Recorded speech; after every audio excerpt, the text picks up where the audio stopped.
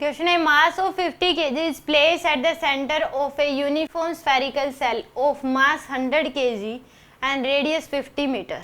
एक मास है 50 kg का, एक स्फेरिकल सेल है यानी होलोस्फीयर है, इसके सेंटर पे एक 50 kg का मास रखा हुआ है। इसका खुद का स्फेरिकल सेल का मास 100 kg है। इसकी जो रेडियस है वो दे रखी है आपको 50 मीटर। ये पूछा गया है कि 25 सेंटीमीटर यहाँ पे सेंटर से 25 मीटर डिस्टेंस पे v की वैल्यू क्या होगी।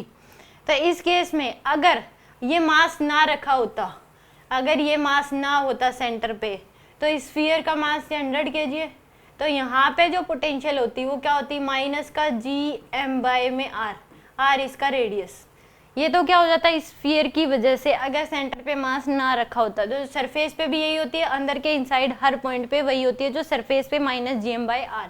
अब ये तो क्या हो गया, इस स्फीयर की वजह से हो गया। अब ये मास भी रखा हुआ है तो प्लस में इस मास की वजह से क्या हो जाएगा, gm/r की जो वैल्यू है इससे कितनी डिस्टेंस है, 25 डिस्टेंस है, तो gm/में 25 आ जाएगा।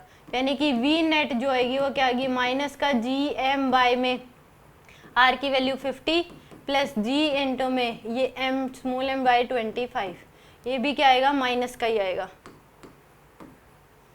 माइनस का। तो ये माइनस का g इंटू में m की वैल्यू 100/50 माइनस g इंटू में m की वैल्यू 50/25, तो आ जाएगा आपके पास 2, ये भी 2, तो यानी कि माइनस का 4g के बराबर। आंसर क्या आ जाएगा, -4g। सी ऑप्शन क्या इसमें करेक्ट है।